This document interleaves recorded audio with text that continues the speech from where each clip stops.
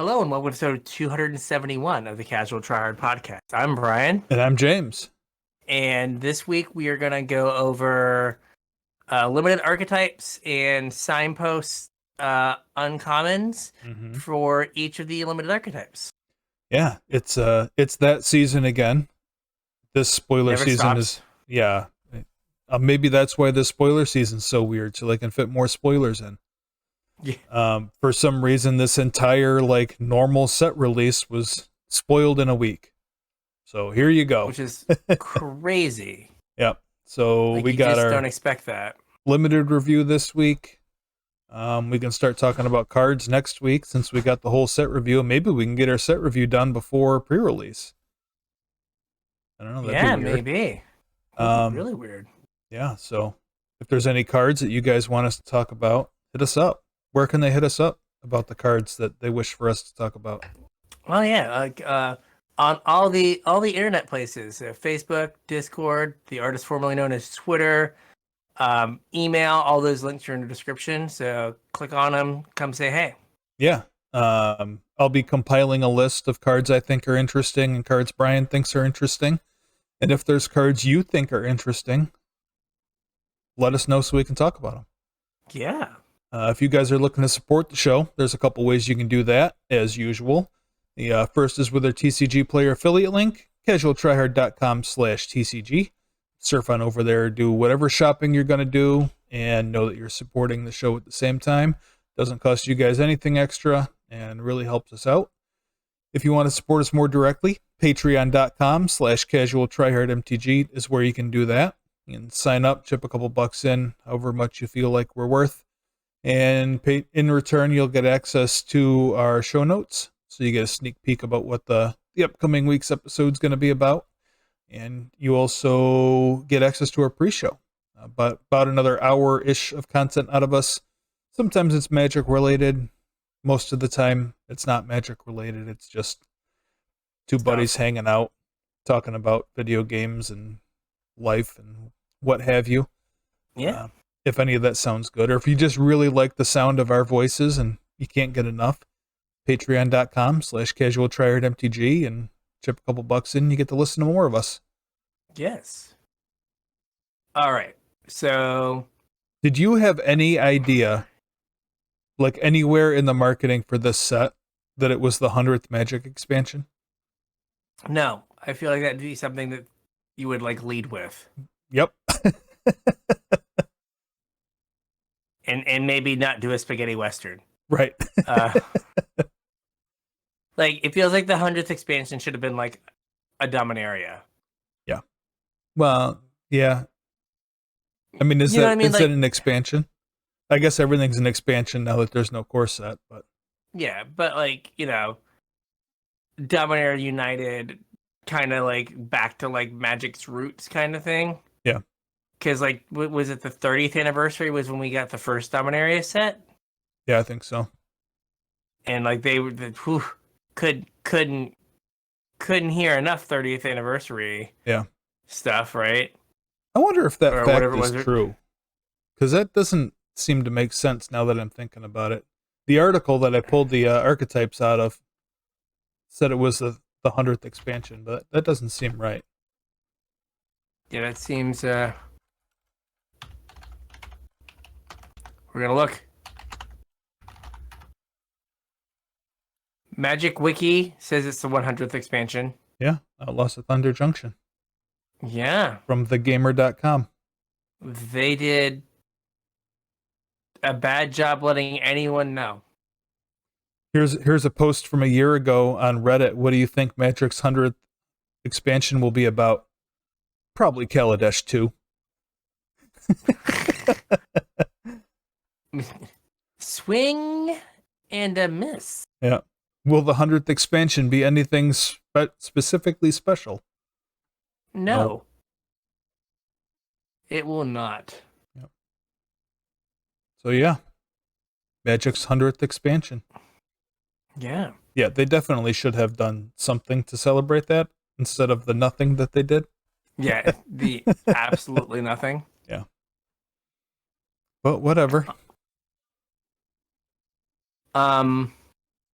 So, of that fun fact, we've got our normal 10 limited archetypes. Mm-hmm. This set kind of has, like, it's not fully multicolor, but it's got a lot of multicolored cards.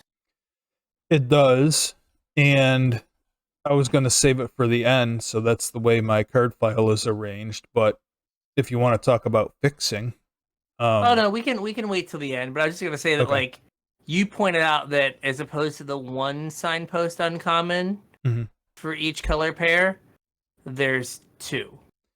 Yeah, like we have been getting a lot of uncommon legends recently, and I think that we've been getting them per pair also, but they're not always like on brand. Like you'll have a signpost for what the limited archetype's going to be, and then like your uncommon legend could do basically anything. But I went through this card file real quick, and it seems like all 10 of the uncommon, like dual colored legends are on brand for what the limited archetype's going to do, Mm-hmm. which means that we like actually do have two signposts, like per color pair. And I'm wondering if this has something to do with play boosters, because they like up the number of uncommons, rares, and mythics, right? So if we have extra think. uncommon slots, maybe this is like one of the changes that they made for limited. Yeah, where it just kind of makes the archetype a little bit more defined. Yeah, a little bit deeper. Yeah, I mean it could very well be. It could be the play booster thing. I mean it could be that this set is like weirdly full of like legends, Mhm. but doesn't have the like original Dominaria or Legends matter.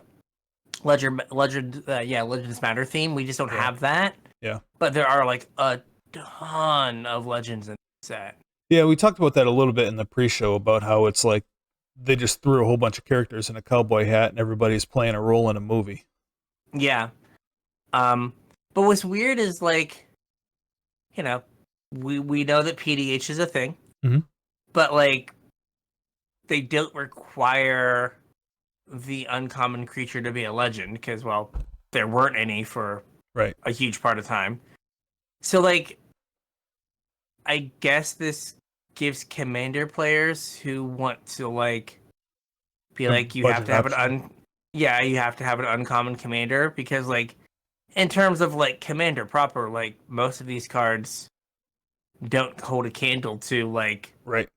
commander precon legends or whatever. Mm-hmm. Yeah, or even like base set legends or Modern Horizons legends or Yeah, like base set mythic yeah. versus base set uncommon. Like the mythic's going to be more powerful, and often like if the black white archetype is sack or aristocrats, Mm-hmm. the black white mythic oftentimes will do that same thing. Mm-hmm. And so you're like, well, am I gonna play the like uncommon one or the mythic one that has like 3 paragraphs on it? Yeah. I'll play the novel, thank you. Yep. So it is. I guess I don't know who all the legends are for. Like, and I understand there's like an element of fan service, and every person has their favorite legendary character from Magic. Mm-hmm. But like, I don't know, like they had like Honest Rustine, a character that seemed to be first introduced like 2 years ago, and like Right. were people clamoring for like new Rusty Rustine in boy. a cowboy hat? Yeah.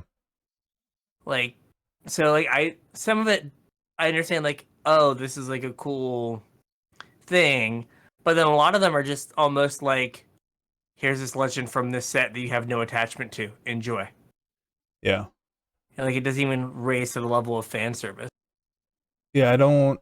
Other than Rusty, I don't think any of them. Oh, and Lazav. Oh, and I guess Karoom also. Yeah, there's There's like 3 of them that are like and making a reappearance. Malcolm the Eyes, because Malcolm Oh, was the and 2/1 flyer. and Vile Smasher. Well, Malcolm's not an uncommon though. I'm sorry, yeah, he's a rare. Sorry. Yeah, I was just looking at the uncommons. you're right. Yeah, I guess some of them we've seen before. Because Vial Smashers at uncommon. But like it doesn't feel like they're like these beloved characters that like people are gonna be super hyped to see back again. Like I don't know, maybe Eartha Joe. Nobody was clamoring for an Eartha Joe card.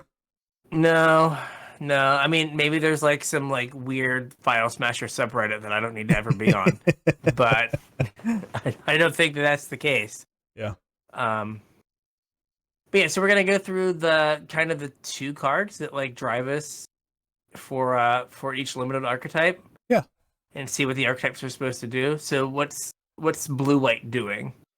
So blue white, the archetype is either not casting a spell or plot. They kind of play into each other because if you plot, you're not going to cast your spell From your hand.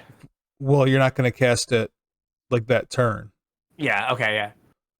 So you're basically foregoing casting a spell that turn. You're activating an ability instead.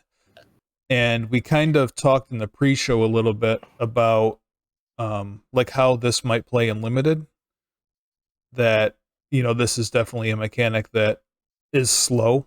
And lately we have not had slow limited environments, so this might not be ideal.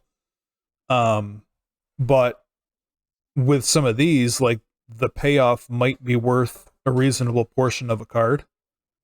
So if you can string a couple of those together, like maybe you're not as punished for not playing a card on your turn. And I think that's what this is trying to do.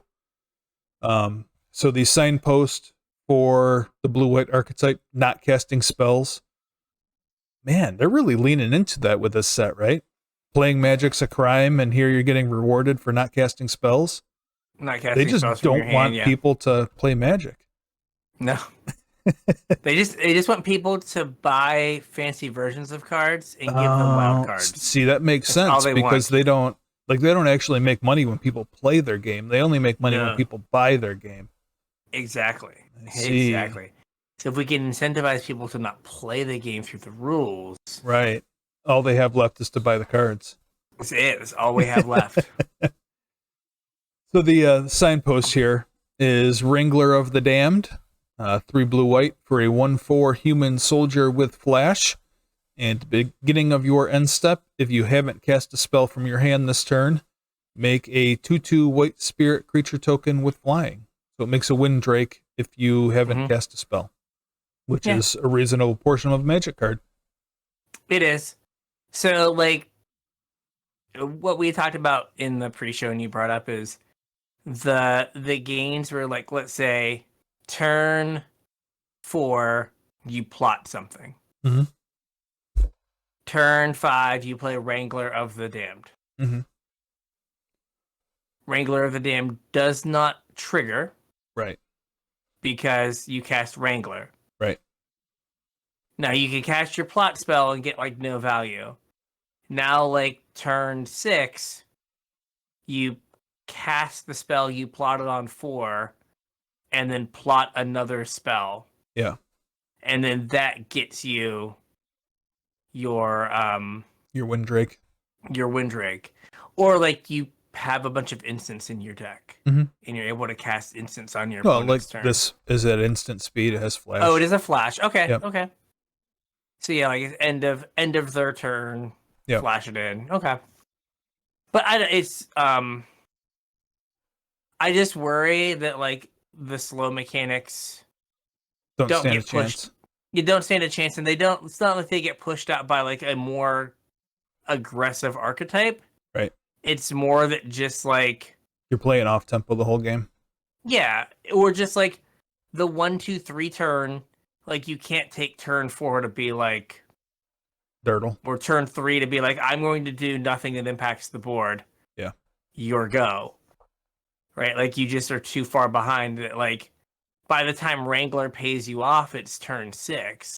Yeah, and like a lot of like the recent limited archetypes, a lot of them been like done on like turn like 9. Is like that's like when games end. Yeah. So like if you're 2/3 of the way through the game before you get paid off, like then you're in a bad way. Yeah. I mean, I would love it if this was a slower format. Well, I mean, it might be. There are certainly some parallels to draw between this set and Kaldheim. Mm. The mechanics, I think, are similar. Um, we'll talk about some other stuff later on. There's definitely going to be a 5-color archetype, and there was a 5-color archetype in Kaldheim. So, I mean, Kaldheim wasn't a super fast format. Yeah, it did have the like, what is it? Stupid like 1/2 like flying first strike. Yeah. Like the red white like just like whatever that like equipment was that when you blocked you still get damage. Yeah. Yeah. Did not like that card. Yeah. So what's the other blue-white card? Yeah, the other one here is Gem Lightfoot Sky Explorer.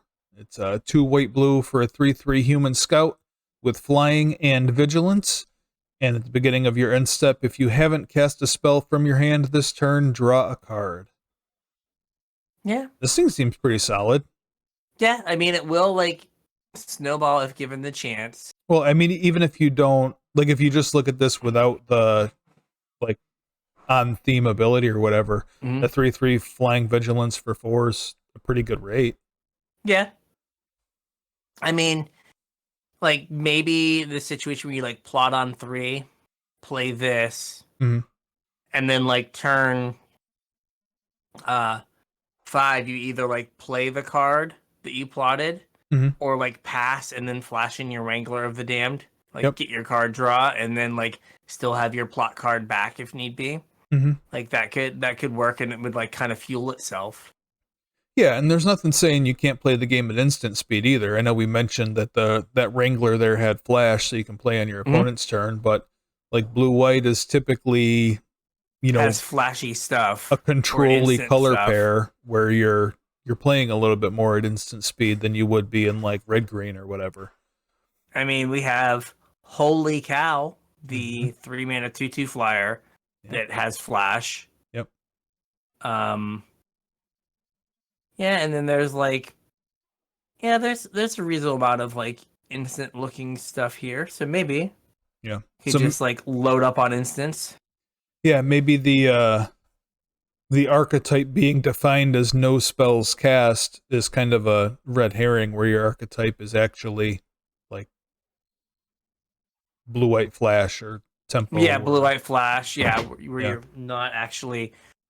You're doing the thing, but you're not doing the thing the way it was kind of intended. Right. Or the way it's written on the card. Right. Throwing you for a curveball. Yeah, so now we have blue-black, which is crime control, which we need a bunch of RoboCops or something. RoboCop wants an Oreo. Yeah. So we have Intimidation Campaign. Is 1 blue-black for an enchantment, and this is kind of this set's disinformation campaign. Very similar. So when it enters the battlefield, each opponent loses a life, you gain a life, and you draw a card. And then if you commit a crime, you may return Intimidation Campaign to its Intimidation Campaign to its owner's hand. So we're like, Disinformation Campaign got to the point where like made your opponent discard a card. Yeah. And like got to the point where your opponent just was on like no resources. This at least is a win condition. Right. Like it lets you like win the game if you cast it enough times, which Disinformation Campaign did not. Right. Like the game just became miserable, and like the opponent had no way to kill you. Yeah, I think Disinformation Campaign was more punishing though than this is. Oh yeah, absolutely. With the discarding a card, like it was it was a 2-for-1. Yeah. Where this is like a 1.5-for-1. Yeah, if that, right? I mean, yeah, it replaces itself. Yeah. And the like change in life total is not a huge deal. Right. But like this wants you to commit crimes. Blue-black wants you to target your opponent's stuff, presumably with removal spells. Yeah, I mean that's going to be like just thinking about how those games are going to play out, that's going to be a controlling archetype, though. You're targeting your opponent's creatures to kill them or lock them down or whatever you're doing. You're targeting your opponent with discard or whatever you're doing to your opponent, but committing all the crimes. Yeah. Is it awkward that this doesn't commit a crime by itself? Although then I guess it would trigger itself, so that wouldn't work. Yeah, it would trigger. You would just play it and like put it back in your hand. Yeah. So this is a payoff, not an enabler. Exactly. I mean, it would be awkward. Like, it would kind of be nice if it could, like, you know, do the thing. Yeah. But it would be too good. Yeah. So the second one here is Lazav, Familiar Stranger. 1 blue-black for a 1/4 shapeshifter. Whenever you commit a crime, put a +1/+1 counter on Lazav, Familiar Stranger. Then you may exile a card from a graveyard. If a creature card was exiled this way, you may have Lazav become a copy of that card until end of turn. Only triggers once each turn.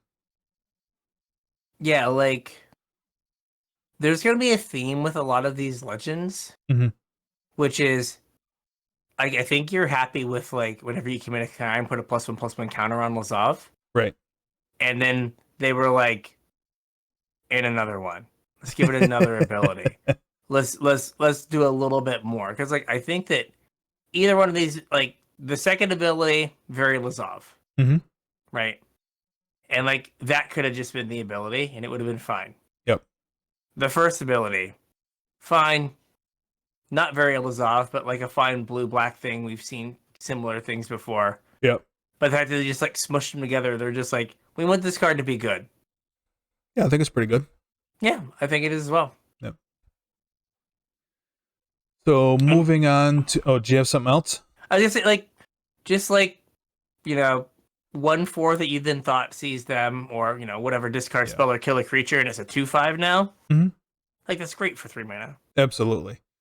And, you know, we mentioned white and blue were going to be a controlling color. Obviously, if you're incentivized to target your opponent's things and your opponent, that's also going to be a more controlling, interactive archetype.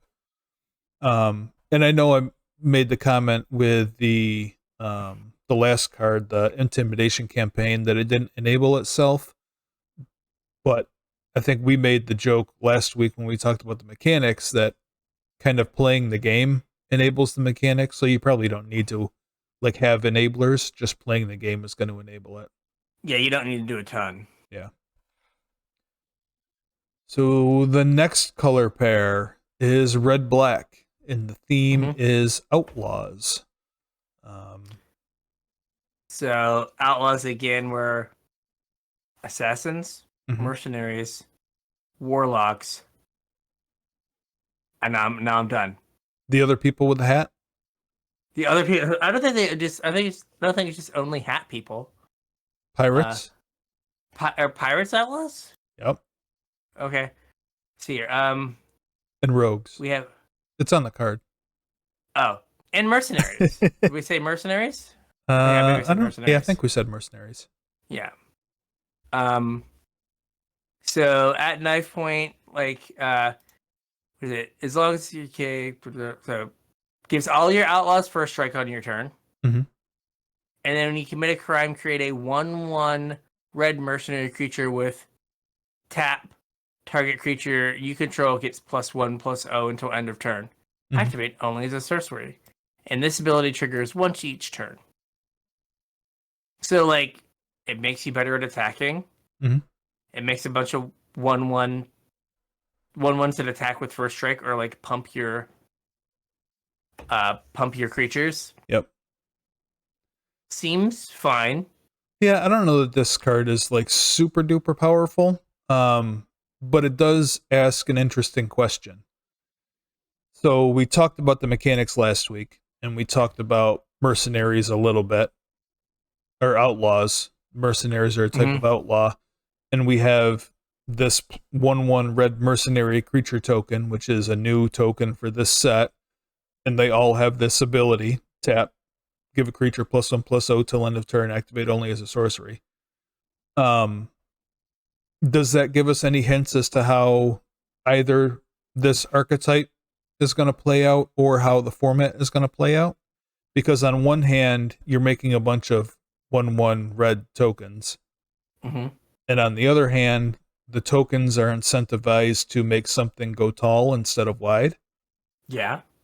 And like you're not really getting the option because you have to do it at sorcery. So because you're being incentivized to go tall, does that mean the format's a little bit slower?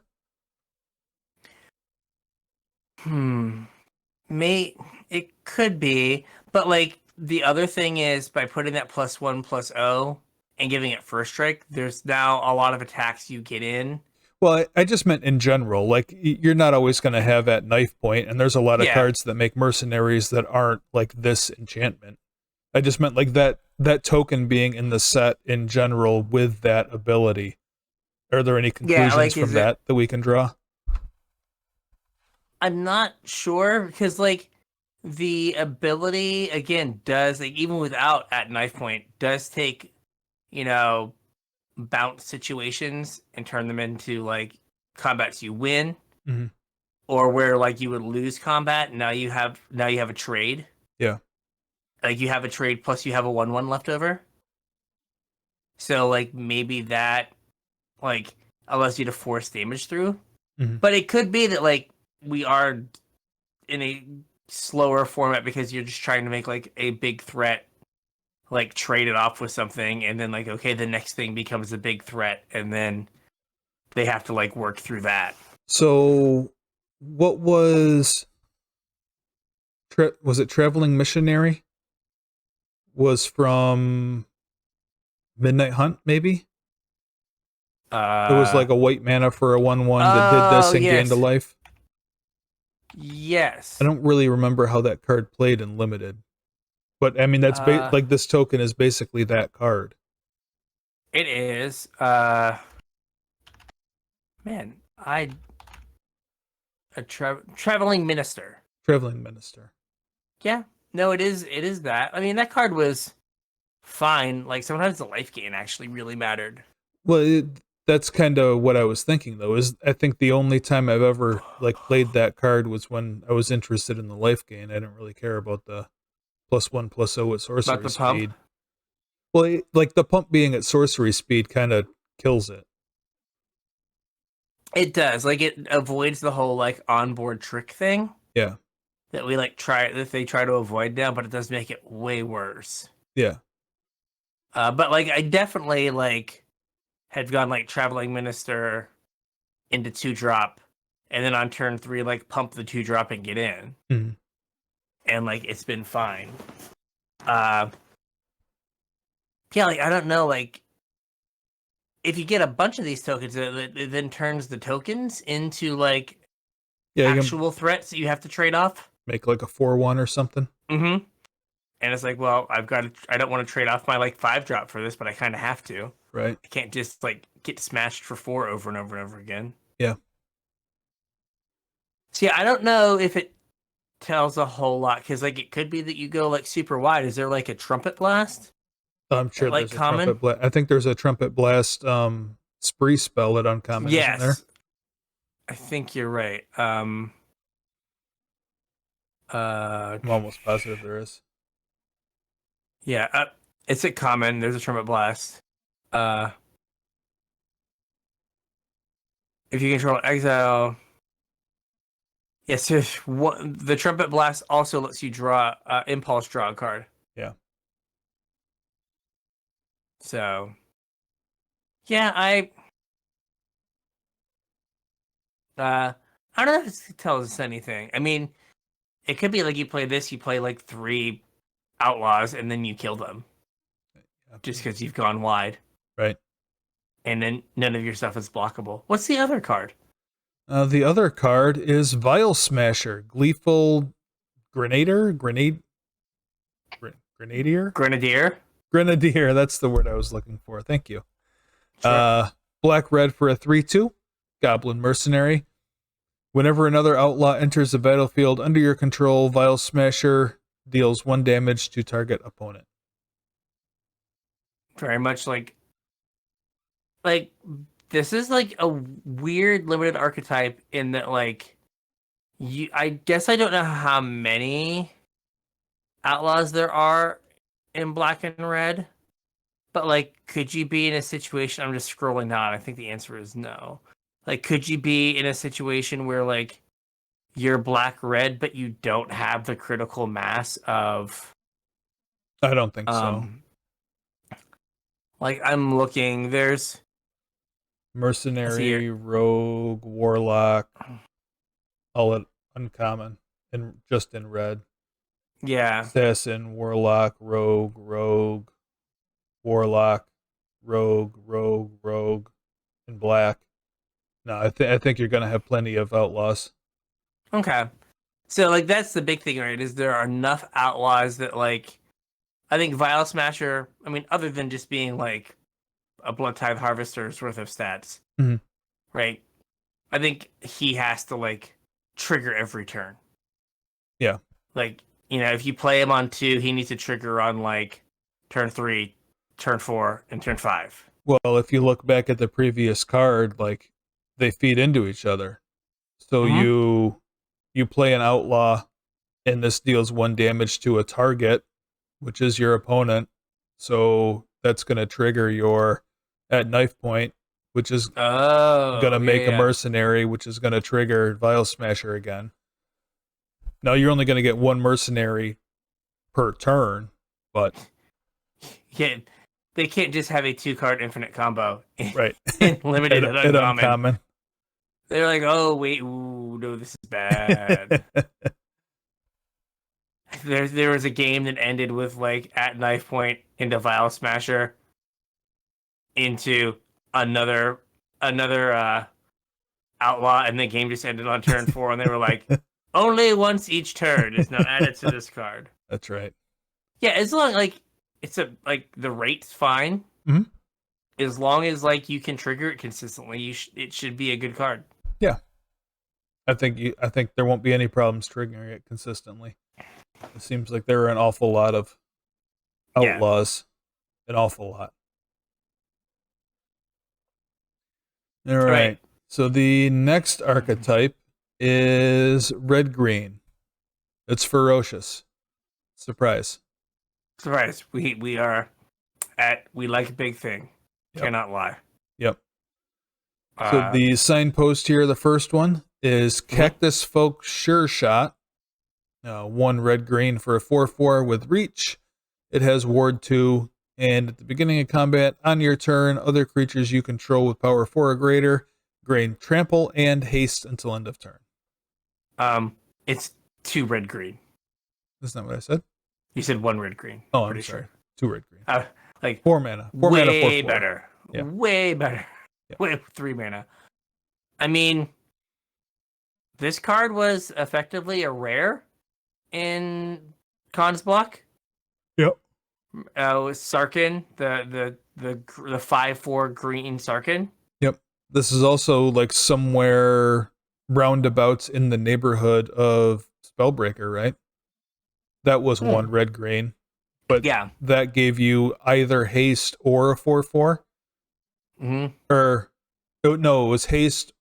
Yeah, it was haste or a 4/4, and it had hexproof on your turn. Yeah. And this is ward 2, so it's kind of a hexproof analog. It is a 4/4, and it gives other things haste. I mean, they had to be big, but Reckless Stormseeker, I know it's 3 mana. Yep. Has really shown the value of like thing gets haste. Yeah. Right, just how like kind of debilitating that can be and how hard it is to play. Yeah. So like you go, and it gives trample, so you just are like you play this, and then your 5-drop just smashes them. Mm-hmm. And then they're like again now they're like on the back foot, and they can't really do a whole lot. Yep.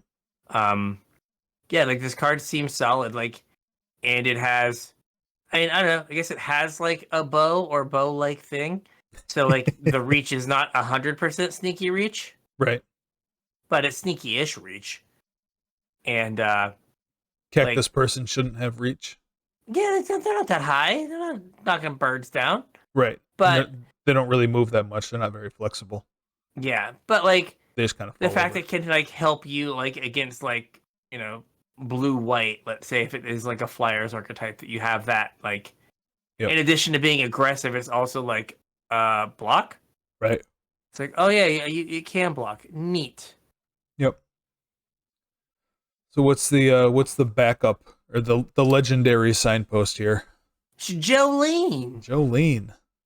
plundering pugilist. This is one red green. Yes. For a 4/2 human mercenary. Shall knock your boots off.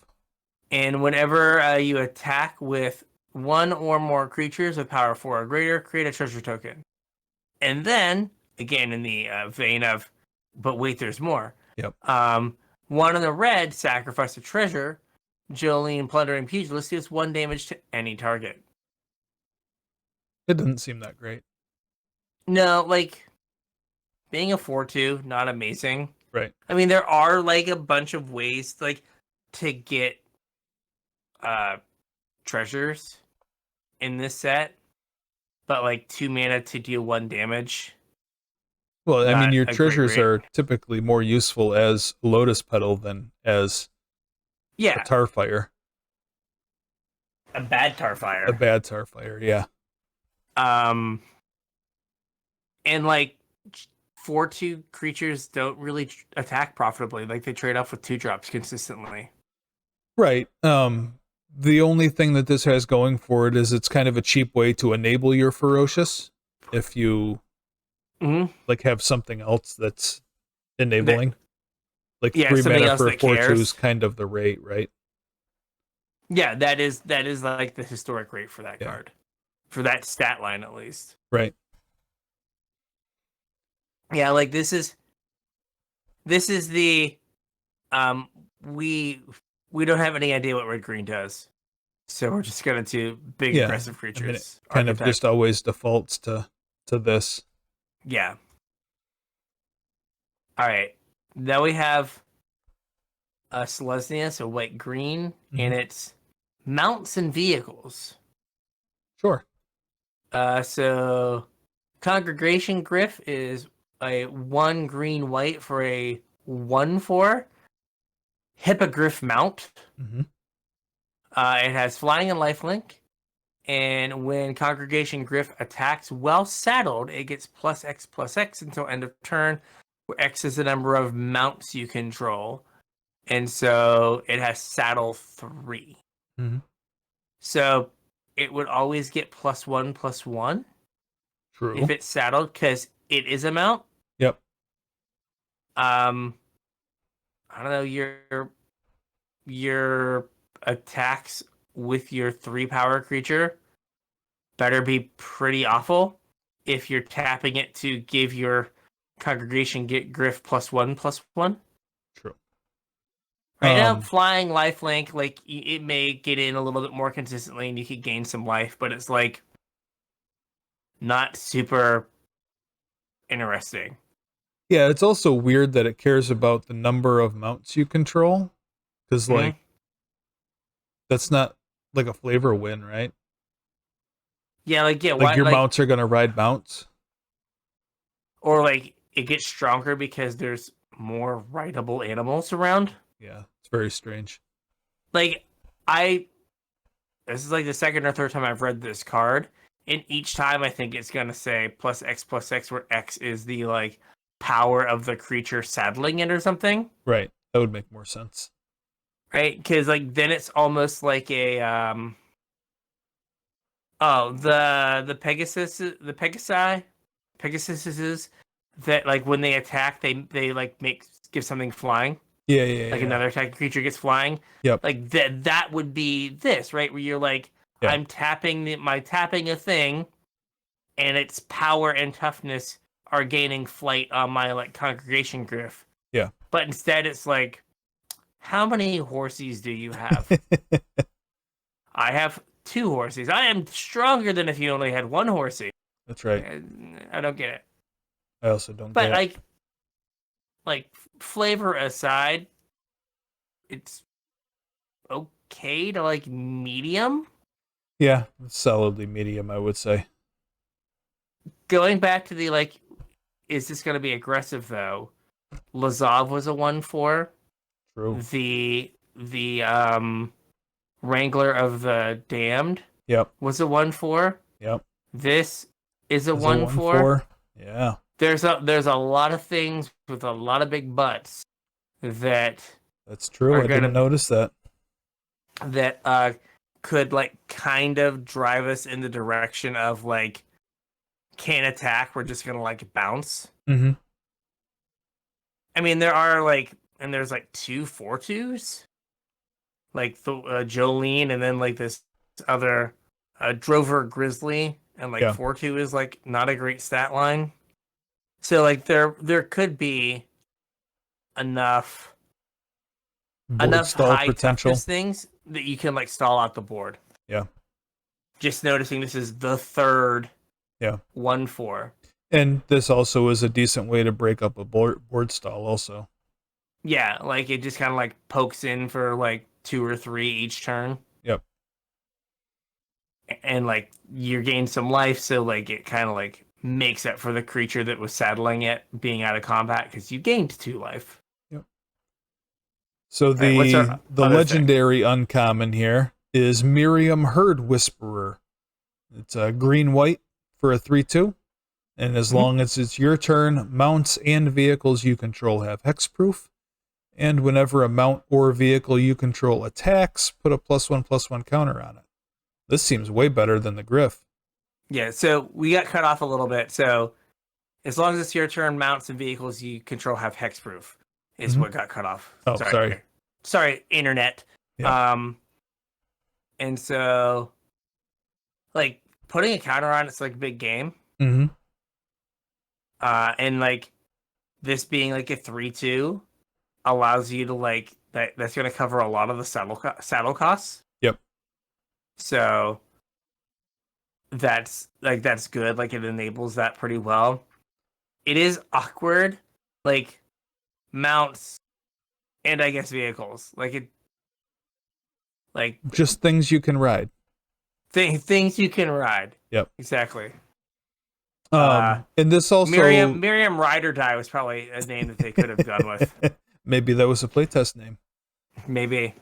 This hexproof thing is interesting too because it doesn't make you feel like it reduces the chance of getting blown out if you saddle up a thing or if you crew your vehicle. I know that was not necessarily a feel bad, but it always felt good to blow up a vehicle before attacks after it had been crewed. Yeah, because you bought yourself a turn. Right. Yep. Yeah, and like this is like okay, it is safe to crew your things. Yep. On your turn. Yep. So you don't have to worry about the blowout. Mm-hmm. So yeah, I mean, this does seem way better. Yep. And there are like a reasonable number of creatures that are just like randomly mounts. Mm-hmm. Oh, I'm sure they did that on purpose. Yeah, so like there's enough there that you can like probably put together a reasonable mount deck, and like I think there's like a couple vehicles that like read as being pretty decent. Yeah. Like Mobile Homestead is a 2-mana 3/3 vehicle with crew 2. And it has haste as long as you control a mount. Mm-hmm. So like that's decent. And then Luxurious Locomotive is really not that great. It's like 5 mana for a 6/5 like vanilla that like makes you a treasure, but like I already got the 5 mana. Right. I don't need Lotus Petals, I need Trample. Right. So there's a couple vehicles that seem like reasonable. Mm-hmm. But mainly this is going to be for mounts. But like you said, the fact that like you get that like, warm snuggy blanket of nothing bad is going to happen to my congregation griff or whatever. Right. is good. Like, because especially having to saddle at sorcery speed, you just open yourself up like so much more to like blowouts. And I understand that like flavorize you like you mount your horse before you ride off into battle. Yeah. You don't send your horse into battle and then hop on it later. Like I understand that, but like from a game point of view, like okay, if I block, then they don't tap this creature, but if I don't block, they tap this creature, then maybe I can kill the thing and then I can like get in with an attack because I incentivize them to tap their creature. You like lose that level of strategy. Yeah. Well, I mean, it also, like, you're never going to block with a saddled creature because you have to do it at sorcery speed.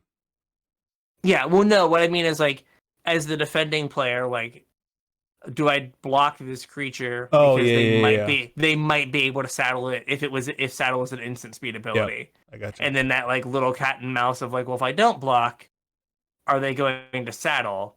Yep. And if they saddle, then they are down a blocker, and I have a haste creature, so then I can kill them. Yep.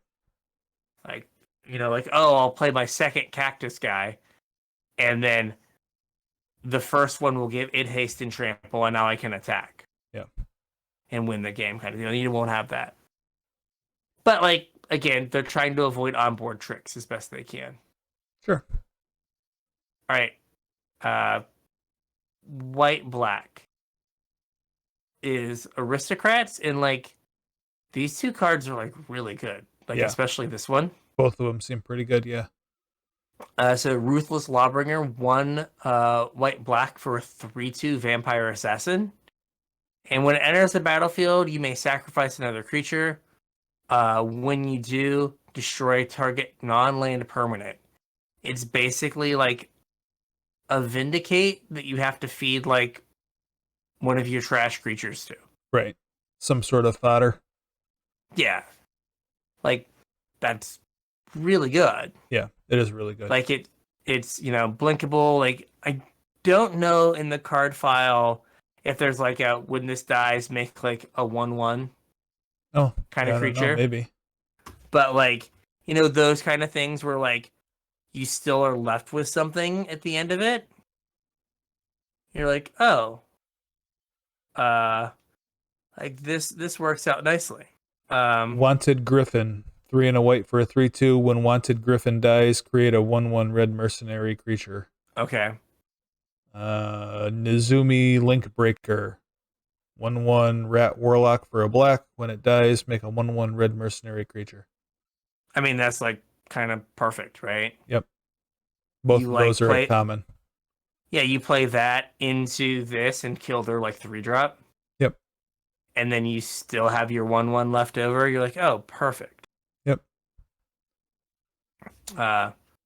And like, I don't think there's any like white blink effect, but like this is a reasonable there's card one at to rare. blink. Oh, there's one. Oh, yeah, the blink everything a bajillion times card. Yeah. Yep. Yeah. Yeah, I think you just win the game if you ever cast that. Probably. But like this is a good thing to like blink in like other formats. I think that Brad Saffron Alum tweeted what like uncommon legend you want to build around. Yeah. And he said, "This is I know it's not a legend. I don't care. Like this is the card I want to build around. This is in the Commander. card. This is it right here. This is all I've ever wanted to do." Yep. So yeah, like this is like one of the best black white aristocrat cards. It is. Oh, what was that card? You have to. I'm dumb. The black white card that's like sack a permanent, a non-land permanent, exile something. It has flashback. Rite of Oblivion. Yes. Yep. Like this is Rite of Oblivion, but like you already got to flash it back, and it was flashback as a 3/2. Right. Right. Like it's like kind of the same card, and Rite of Oblivion like sees play from time to time. Still. Yep. Still, yeah. Now this is limited to another creature, but still, still doing the thing. Yeah, I mean, there's plenty of stuff that makes random tokens, though, so you're kind of bound to have some kind of garbage creature hanging around. Yeah, exactly. And then the legendary for white-black is Baron Bertram Greywater. 2 white black for a 3/4 vampire noble. Whenever one or more tokens enter the battlefield under your control, create a 1/1 black vampire rogue creature token with lifelink. This ability only triggers once each turn, and you can play 1 in a black, sacrifice another creature or artifact to draw a card. Like nutty, right? Just Yep. like in terms of like just it gives you a body to sacrifice next turn. Mhm. To like do the thing. Yep. Whenever you make like, your mercenary, they bring a friend. Yeah. And like it's just going to like it's a 3/4, it slows down the game. Mhm. Right? Like it's got a big enough butt to slow down most things. Yep. Yeah, no, I think this card is really, really good. Speaking of people playing like roles, like this is kind of the like boss hog, the guy who like set up the town that like I don't know is trying to take water from people so they mine faster or something. Of course, the law's on my side. I wrote it. Exactly. Like this is that guy. It's that guy. Exactly. My grandpappy founded this town, and then like he's a vampire. He probably founded it. He's probably been alive forever. Yeah. All right. Or dead forever. So, interesting. Next up. Go ahead. No, finish what you're going to say. Van Helsing vampires were dead. Yeah. If you remember that movie. Yep. So, all right. So we've got blue-red, cast 2 or more spells. Yep. So kind of spells matter, kind of storm. But specifically, another spell. So 2 spells per turn. And we have a slick sequence here. It's blue and a red for an instant. Deals 2 damage to any target. If you've cast another spell this turn, draw a card. This seems pretty good. Yeah, so this is basically your second spell. Right. You get to, but it's not limited to your turn. Since it's an instant, like you can like shock something and then slick sequence after. Yep. Or whatever 1 mana red removal spell there is. Yep. Or cantrip and then shock something and draw another card. Yeah, like it takes work, but like this, I think this is like maybe constructed playable like 5 years ago.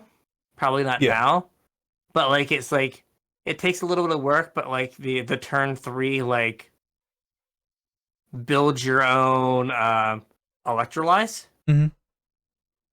Like was probably good enough. Like I'm gonna opt and then cast slick sequence and shock your thing and draw myself a card. Yep.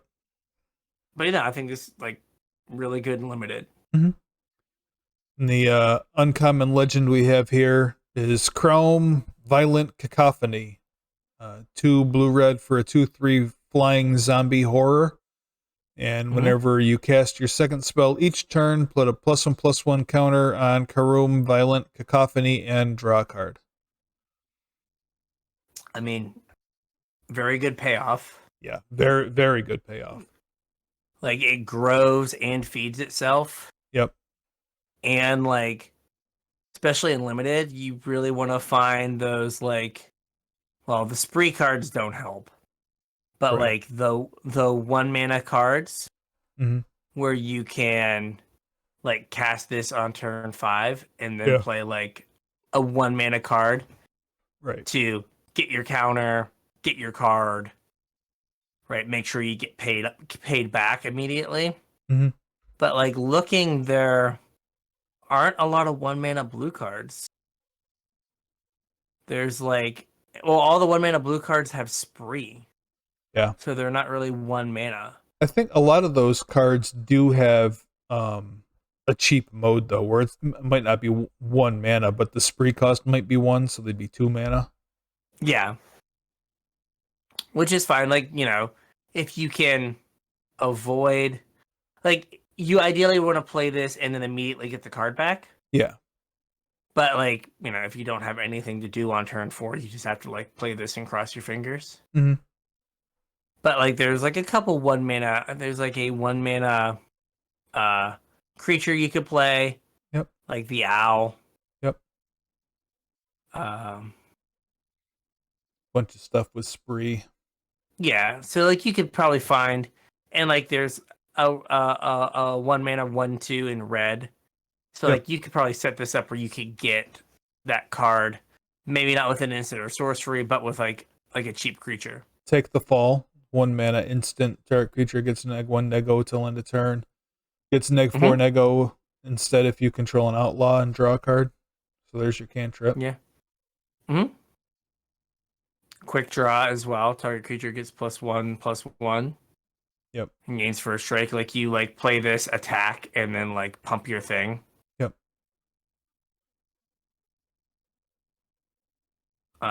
No, this seems like this is an archetype that like requires a lot of cheap spells to make work, but like this card is really good. Yeah. No, in that really kind of good. archetype. I mean, if this triggers once, I think you're above rate.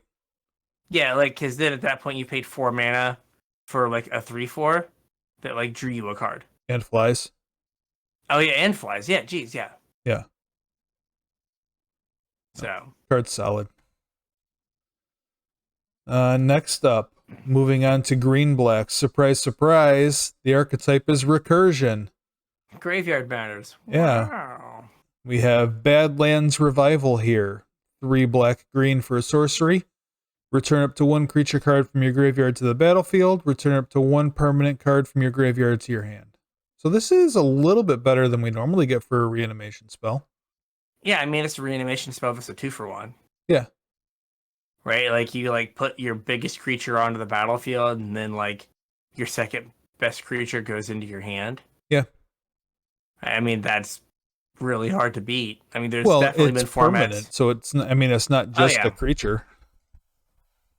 I mean there's been a lot of formats where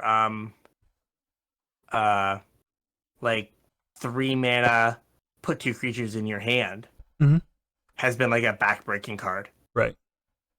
Right, and this like typically puts those on the are battlefield. like grindy formats, though not aggressive ones like we've had recently. But again, I don't know. Like, I don't think I've seen a whole lot that screamed aggressive at me yet. Yeah. Like a lot of like I've seen a couple big creatures that are like X2s.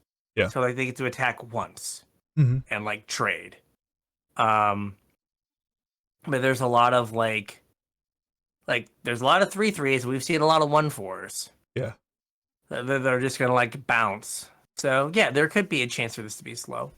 Yep. And like this would be great in a slow format. Absolutely. Grind your opponent to dust. Right? Like trade, get a 2-for-1. Yep.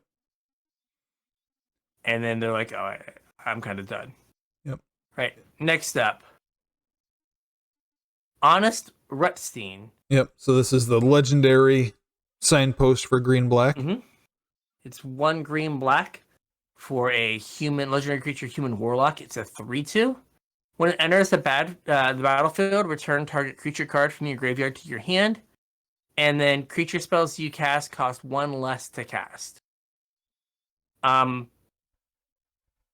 This is like, is it Gloom Shrieker from Kamigawa that was like an enchantment? Yep. It might have been a 1/2. It got like a creature or permanent back. Like Gravediggers are usually 4 mana. Yep. So the fact that we're getting a Gravedigger for 3 is kind of like above curve. Yep. And then the fact that they were just like, it's also a ramp spell. Right. Is like super weird as well. It's what was the ooze? Umori, the companion? Yeah, Umori. Mm-hmm. Yeah. Except like arguably I think this is better. Yeah. So like again, like if this format is slow and like this card is good and the other one is good in a format where you go like trade, like block and trade, double block, lose a creature, but trade, and then you go like play a 2-for-1, and your opponent has no cards in hand and you have 2 cards in hand. Yeah, and like now, like you know, the extra ham sandwich that you got can beat your opponent. Yep. And so, like, this card in the format is only as good as do I get to like double block and trade. Right. Yeah. If that doesn't happen, then less good.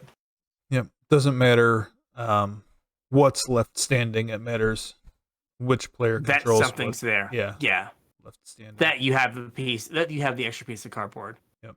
But like the fact that like even if you don't have a thing to get back, like you could play this on 3, not be embarrassed and play a 5-drop a turn early. Oh, sure.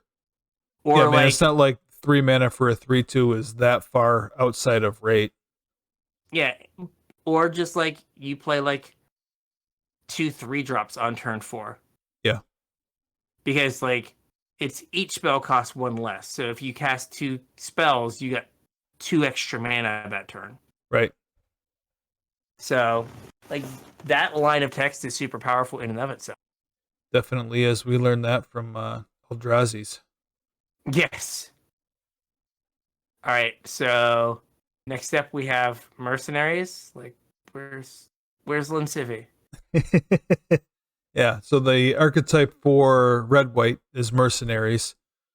The first signpost we have is form a posse. It's X red white. It's a sorcery. Create X 1/1 red mercenary creature tokens with tap. Target creature you control gets +1/+0 till end of turn. Activate as a sorcery. That's kind of Gotcha. strange. Yeah, it's like X 2 and X, right? Whatever colors. Yeah. And make tokens. Like those spells usually aren't that great. They're like kind of usually always like below rate. Yeah. And like Right, we were like- talking with mercenaries earlier, like I'm not quite sure what this card is telling me to do. Like, does form a posse want me to go wide with a whole bunch of 1/1s? Or does it want me to go tall and make all those 1/1s a pump spell? Yeah. But I mean, like with this, like the pump spells on like layaway because they all have summoning sickness. Right. Yeah. And they have like the tap signal, so you can't get around it. Right. And is it sorcery speed? Yeah. So yeah, there's no like it's like play all of these things and then hope they don't have the 3 black all creatures get -1/-1. Yeah. Right. You're just like cross your fingers and like hope your thing that has hopefully trample Mhm. that you want to like pump everything onto. Yeah. Like I wonder if like the mercenaries have this text, but like maybe it doesn't super matter. They're just 1/1s, maybe. They're just 1/1s. Could be. Or it could be all they do, but it kind of usually red white go wide is just that. And like this is kind of the card you put in the red white go wide deck. Right.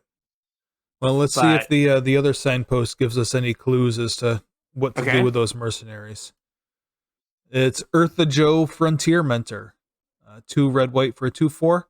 When it enters the battlefield, you make a 1/1 red mercenary, and whenever you activate an ability that targets a creature or player, copy that ability. You may choose new targets for the copy.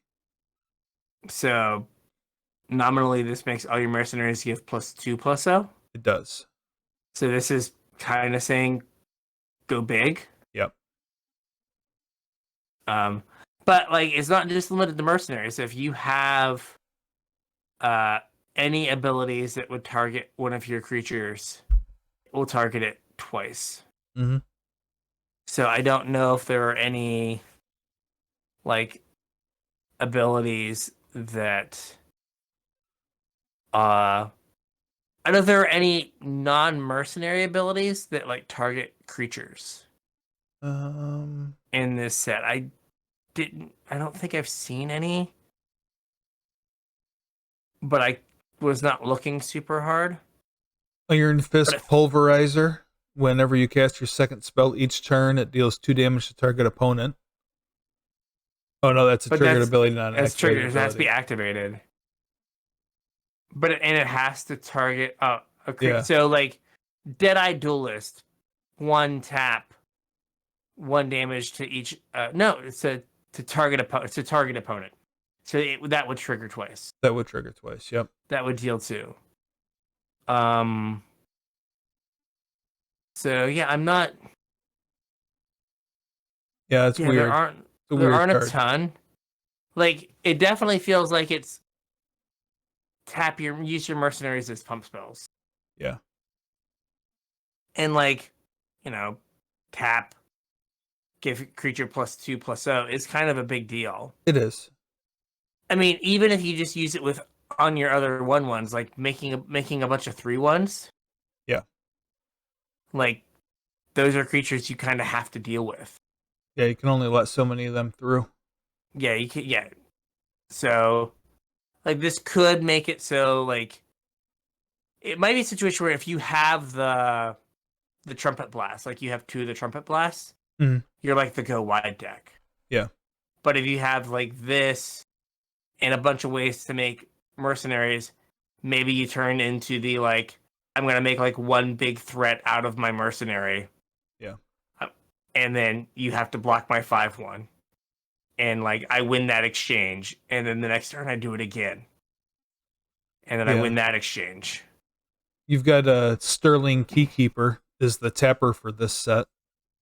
Okay, 2 tap target non-mount creature, so that would trigger twice. You get and you 2 can taps. choose a new copy.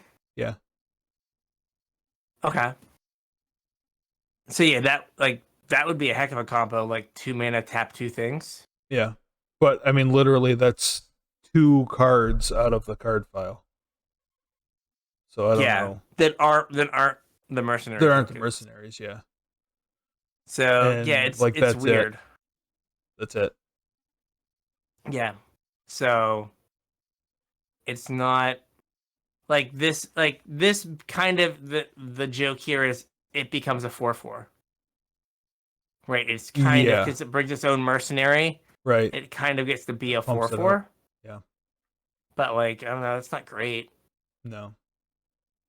Making 2 bodies is good, but then that just screams go wide. So like if we're a trumpet blast format, Right. if we're like if you get 2 trumpet blasts and you're just like I want 6 things on the board, Mhm. I don't care what they are. So yeah, it's not clear that they're telling you to use them as pump spells or to use them as just like fodder to go around things. Yeah. All right, and we're to the last one. It is blue green, Yeah. and of course it's big mana. And then I guess we'll plot. Sure, why not? We don't know what to do with blue green. No. So first up is make your own luck. It's 2 blue green for a sorcery. Look at the top 3 cards for your library. You may exile a non-land card from among them. If you do, it becomes plotted. Put the rest into your hand. Okay. 3 cards is not many cards. It is not. But Eldrazi's have cast triggers. They do. This lets you cast Eldrazi's for free It does. and get their cast triggers. Uh-huh. It's 5 mana though. It's 5 mana. I mean, and like your Eldrazi doesn't need to come down until turn 6. Right. Unless you ramp somehow. I mean, this is kind of oh gosh. Marvel, A little bit. right? It's got a little bit of that, but like 3 cards you can whiff hard. Oh yeah. Just be like, well, I didn't hit my Ulamog or my Emrakul or my Kozilek. I Well, I guess mean, I'm you dead. realistically you could hit nothing. Like how many times have you like Hard had a nothing. game where you needed like a card and you went land for 3 turns? Yeah. Or how many companies have you cast that you hit Mhm. one thing? Right. Right? And like if the 3 blanks were on top, you Right. just got nothing. Yep. So like this is like kind of Tybalt's trickery Kind of. where like if you high roll, right? Like you could like play a deck where you're just trying to like race to make your own luck. Mhm. And if you high roll, you just win the game. Yep. But then the other 80% of the games you just concede because you spent 5 mana and did nothing. Right. And like really, like you're spending 5 mana to do nothing that turn. Mm-hmm. Right? You're putting away a thing on layaway. Right. Taking the turn off for a later turn. Yeah, and if you're dead by the time you go back to the store to get your layaway, then it didn't do you any good. Yep. So like this card has a lot of risk associated with it. And like you have to hit a card that's worth more than 5 mana. Right? Like you True, spend 5 and mana you're and you hit probably a not going to do 3-drop. that in limited that often. Like Yeah, and like you hit how a many 3-drop, like what are you gonna 6 or do? 7 drops can you realistically put in your limited deck? Not that many. You couldn't put that many in before. Right. And now that like we're just like doing a lot of drag racing, you really can't. Yeah. I mean, the flip side of that though is I guess this is the last color pair for the set, so we've talked about all of them, and Mm-hmm. I don't necessarily see anything that jumps out at me as uber aggressive. Yeah, no, true. Like it looks like it could be slow. Yeah. But like, okay, like you pay 5 mana to get hopefully the best spell out of your top 3 and hope it's not like lands or like a 2-drop. Right. That like you don't get to put on the battlefield. Mm-hmm. So I'm guessing this isn't a card you should play. Yeah, I don't think so. So let's see if the other one's any better. We have Doc Orlock, Grizzled Genius. Blue-green for a 2/3, so that's above rate. It's a bear druid. Spells you cast from your graveyard or from exile cost 2 less to cast, and plotting cards from your hand cost 2 less. So like the plotting thing, fine, yay. Mm-hmm. There's one card that gives a spell flashback. Yep. What are we casting from our graveyard in this set? And like, what are we like? All the plot cards that you cast from exile, you've already paid the mana up front. So like, well, right, but they're letting you pay 2 less to do that though. Yeah, but like, I mean the like, or from exile part of like cost 2 less. Like, when does that come up in the context of the set? Well, I mean, it might not be within this set, but there's certainly times where you cast things from exile. Yeah, it feels like the top like 2 lines of text are like constructed plant for like 2 sets from now. Could be. And then the bottom line is like what matters for limited.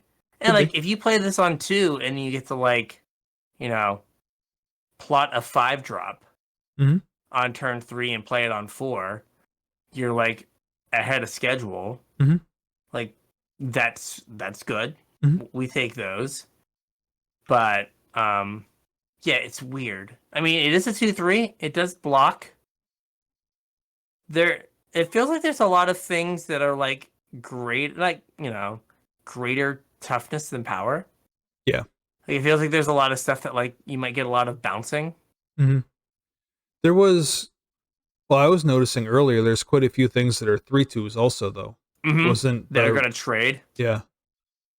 Like the white-black guy was a 3/2, the red-black guy was a 3/2. So like it could be that there's a reasonable amount of bouncing.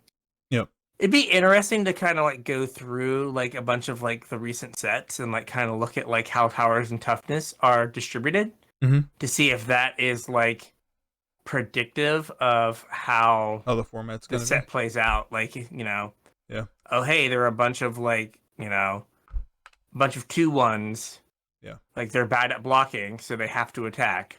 You know, this set has a ton of 1/4s or like 3 or 2/3s, so we're gonna block more. Yeah. But like, yeah, this card just feels weird. I agree. Like both blue, like I feel like we were a little hard on white red. Like it could just default to like make a bunch of tokens, right? But like this, like it doesn't really feel like it's like super cohesive. Yeah. Oh, I agree. But I do like a. Is that a bear drinking a beer? Like, come on, it's not too bad. Yeah, I mean, maybe. I guess I'm not sure what Uh, it is. I thought it was holding a camera, but that's definitely not right. oh, is it called? I thought it might be a camera as well, but I didn't. I'm not sure. Yeah, I don't know what that is. Uh. So Could be a beer. anyway, That's an awkward way to hold a beer, though. yeah. I mean, I've not really held one before, so I'm not sure. All I right. zoomed in really far. Oh yeah, what is it? It's some sort of jar It's a jar. Okay. with like Specimen. a glowy thing in it. Yeah, some sort of specimen. All right, so I got 3 more cards to talk about, and then that kind of leads into one more archetype. Okay. So the 3 cards I have to talk about are Creosote Heath, and this is just a placeholder for the common comes into play tap dual lands. We have a complete cycle of them, all 10. They all enter the battlefield tapped. They all deal 1 damage to an opponent when they enter the battlefield, and they do target, so they trigger crime. Yes. And they're all deserts. Mm-hmm. Then we have Conduit Pylons, another desert. When it ETBs, you surveil 1, and you taps for a colorless, and then you can filter a mana of any color. And we have Mirage Mesa, another desert. When it enters the battlefield, you pick a color, and then it taps for a mana of that color. So it seems like we have an awful lot of fixing here. An awful lot of fixing, and it comes into play tapped. Yep. Which usually slows down formats. Mm-hmm. So that's good. And yeah, we've got 12 mana fixers at common. Yep. 11 of them being good, and then the Right. conduit being less so, but still like in a pinch. So 2 things. The first is I didn't spend a whole lot of time digesting the card file because it's not time for our set review episode yet. But just at first glance, it does seem like there's a lot of cards that will tutor up either a land or a desert. Mm-hmm. Specifically in green, like you would expect. So I think that mana fixing should be pretty good in this set. So you can kind of maybe pick and choose what types of archetypes you want. And some of these archetypes are going to play well together as well. So there's that. But then, if you noticed, all of these lands are all deserts. Mm-hmm. And there are some cards that care about deserts. So I think we have a sneaky base green 5-color archetype as well, 5-color deserts. Oh, yeah. There's not a ton. So there's And they're mostly in Sultai, but like I think the benefit of having a 5-color archetype like this is you get to take whatever powerful cards, kind of like Snow was. Yeah. You just got to take the most powerful cards that came to you. It didn't really matter that they had Snow synergy. It was that you just got to take them all. Yeah, and then eventually, like, it just worked. Yeah. Like, usually that archetype is, like, good, perhaps, like, non-desert stuff. Mm-hmm. Where, like, good removal or things of that sort. Well, I think the desert removal spell is pretty good. Yeah, but I guess what I'm saying is, like, usually, like, you get into the 5-color archetype because you have good cards in other color, or, like, good cards. Yeah.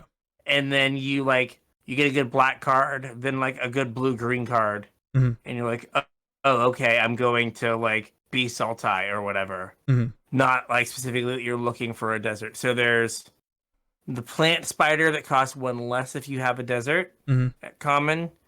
There is a spree cultivate for deserts. The desert desert dew. Oh, there's an explosive vegetables? Yeah. Map the frontier, search your library for 2 basic lands or deserts, put them onto the battlefield and shuffle. Okay. Or 3 in a green. Uh, and then there is Spinewood's Armadillo, Yep. a 6-mana 7/7 that like cycles for a land Mm-hmm. or a desert and then gains you 3 life. Yep.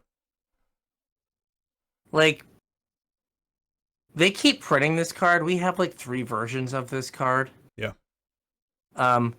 Like some of them are just like showing up in some of the crazy like Discover decks where they're just like, oh, like this is just like an extra herd migration. Yeah. That sometimes is a 7/7 for 6. A 6-mana 7/7. Amazing. With reach and ward 3. Yeah. You're never gonna die after you resolve it. Yep. Yeah, so like there are a few. This Greenblade could be good too. Outcaster Greenblade, 2 and a green for a 1/2. Lets you go put a desert in your hand, and then it gets +1/+1 for each desert you control. Yeah, like was that District Guide? Yeah. But for gates. Well, right, but this Like- also gets bigger for your gates.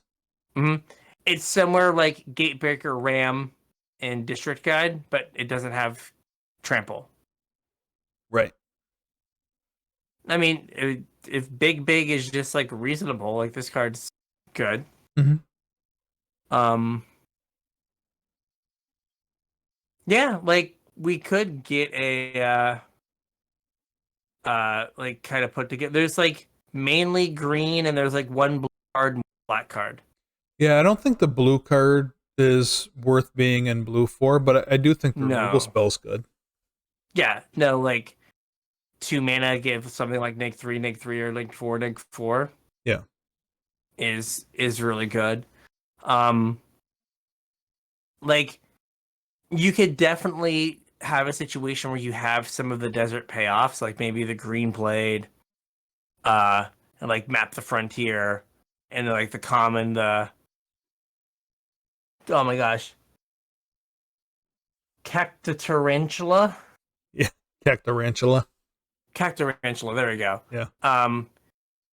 But then you're like red white, right? You got like a ridiculous like red rare, a really good like white rare, like white red rare, and you're just like, well, I guess I'm like this now. And like a bunch of the mythics are 3 colors. Yeah. Right? Like there's a bunch of like rares and mythics that are 3 colors. So like you like are base green, and then you open up some of the like you open up like the Gitrog monster, and you're like, well, I guess I'm like green black. Yeah. But then you also had like, you know, Kellen joins up, and you're like, well, I kind of want to play this Bant card, so I'll just like put a couple deserts in with the other color, Mhm. and be good. So yeah, like it would be nice if there was like 1 more like black card and 1 more blue card that were like worthwhile. Yeah. To kind of like encourage you, or there was like cards in another color. Mhm. Like if there was like a red card where you could be like, oh, like I've got this like, you know, Gates Ablaze, or like that stupid cave-in card that was no good in Ixalan. Well, I mean, I think the Desert Matters cards mainly being in green makes the deck easier to draft, because you just take good stuff and pair whatever color with green. Like With green. Yeah. Or you just take all the good things and then your base green with whatever nonsense like cards you got. Yeah, I guess Right. you could be that way. And the Cultivate is good because the Cultivate would like let you get like, you know, if you had like a random black red land, Mhm. because you had like a red card and a black card, you could go get it with the Cultivate. Same with the Green Blade, like it would all you get that like 1 splash Right. land. Desert. Yeah. Yeah. I mean, it would be fun if this worked. I mean, the Caves deck in Ixalan did not get there. Right. It's also funny, right? We got Gates, Mhm. and we really didn't have another like land type matter other than like snow. Right. And then in like like in the span of 3 sets, we have 2 land type matter archetypes. Yeah. So I wonder if they had to do deserts, right? And then I wonder if there were like some designs from like caves that maybe got cut, Maybe.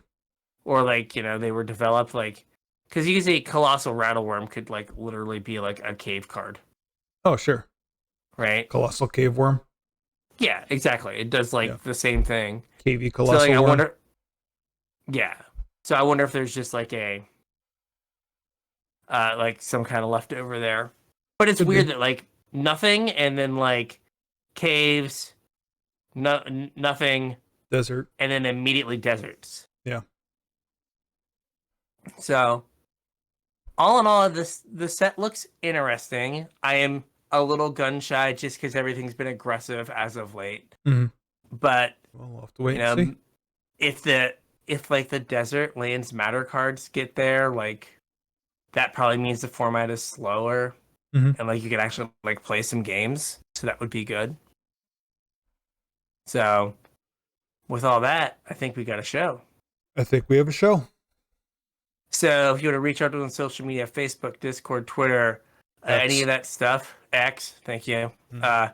Email, all those links are in the description below. We're getting ready to do the kind of the single card evaluations for the set review. So if you have cards you want us to talk about, send them our way. Yeah, hit us up, post them up in Discord, email them to me, whatever you got to do. We would However like you to gotta get know 'em what here. you think. If you're looking to support the show, there's a couple ways you can do it. The first is with our TCG player affiliate link, CasualTryHard.com/TCG. Surf on over there using that link, and anything you purchase will go to help the show. We would appreciate that, and it doesn't cost you guys anything extra. If you want to support us more directly, Patreon.com/CasualTryHardMTG is where you can do that. You can sign up, chip a couple bucks in, you get access to our pre-show, you get access to our show notes, and you get the satisfaction of knowing that you support the show you love. And we would appreciate that as well. Yeah. So with that, we'll catch you on the internets. We'll catch you on the internets.